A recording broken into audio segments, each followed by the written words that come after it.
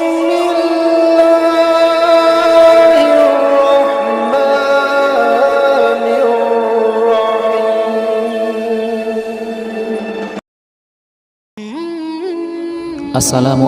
warahmatullahi wabarakatuh. Selamat datang kembali di channel Nasihat Para Hamba, channel yang memuat kisah-kisah umat terdahulu yang bisa kita ambil hikmahnya. Namun sebelum lanjut, jangan lupa klik tombol subscribe untuk mendapatkan kisah-kisah menarik lainnya dari kami. Sahabat yang beriman, diceritakan dari Aisyah radhiyallahu anha bahwa ada seorang wanita mendatangi Rasulullah dengan kondisi tangan kanannya kaku seperti orang yang stroke.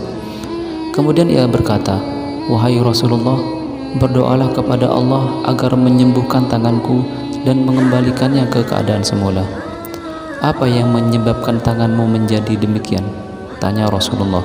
Wanita itu pun menjawab, "Aku bermimpi seolah-olah hari kiamat terjadi, neraka Jahim telah dinyalakan apinya, surga telah dibuka, api neraka menjadi jurang-jurang. Kemudian aku melihat ibuku berada di salah satu jurang dari jurang-jurang neraka Jahanam.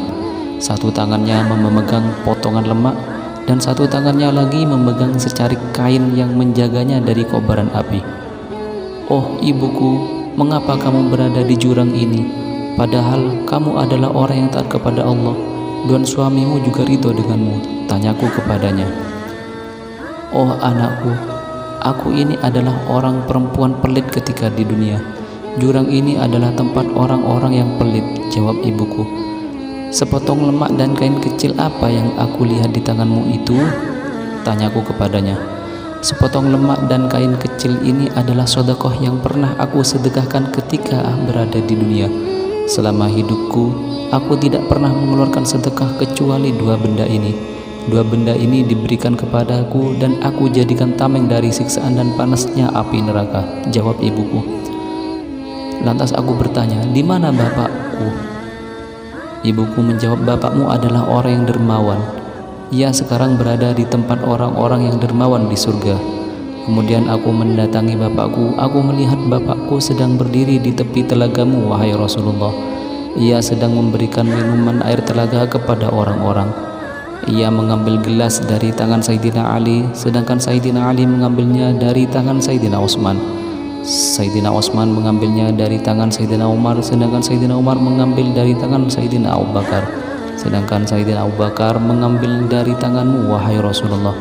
Kemudian aku berkata kepada bapakku, "Wahai bapakku, sesungguhnya ibuku, yaitu orang perempuan yang taat kepada Allah dan kamu ridhoi, sekarang berada di jurang demikian di neraka Jahanam, sedangkan kamu memberikan minuman kepada orang-orang dari telaga Nabi Muhammad SAW. Ibuku sangat kehausan, berilah ia seteguk air itu." Bapakku menjawab, "Wahai anakku, sesungguhnya ibumu berada di tempat orang-orang yang pelit, bermaksiat, dan yang berdosa. Sesungguhnya Allah mengharamkan air telaga Rasulullah bagi mereka yang pelit, bermaksiat, serta berdosa." Kemudian aku mengambil segelas air dari telaga itu dengan telapak tanganku agar bisa memberikannya kepada ibuku. Ketika ibuku meminumnya, maka terdengarlah seruan, "Semoga Allah membuat tanganmu kaku karena kamu telah mendatangi dan memberikan minuman kepada wanita yang bermaksiat dan pelit dari telaga Rasulullah SAW." Kemudian aku pun terbangun dari tidurku. Tiba-tiba tanganku sudah menjadi kaku seperti ini. Kemudian Rasulullah SAW berkata kepadanya, "Sifat pelit ibumu telah memberimu bencana di dunia. Lantas bagaimana bencana baginya di akhirat?" Kemudian Rasulullah SAW meletakkan tongkatnya di tangan wanita itu dan berkata, "Ya Allah, demi mimpi yang barusan ia ceritakan, semoga engkau menyembuhkan tangannya." Kemudian tangan wanita itu pun sembuh dan kembali seperti semula. Sahabat yang beriman, tentu kita dapat memetik banyak pelajaran dari kisah tersebut. Ingatlah bahwa di dalam harta yang kita miliki terdapat hak orang lain yang membutuhkan. Terlebih Allah menjanjikan rahmatnya atas orang yang gemar bersedekah dan memanfaatkan hartanya untuk kebaikan. Jangan sampai kehidupan di dunia menjadi sia-sia tanpa mengumpulkan bekal untuk di akhirat. Sekian dari kami. Wassalamualaikum warahmatullahi wabarakatuh.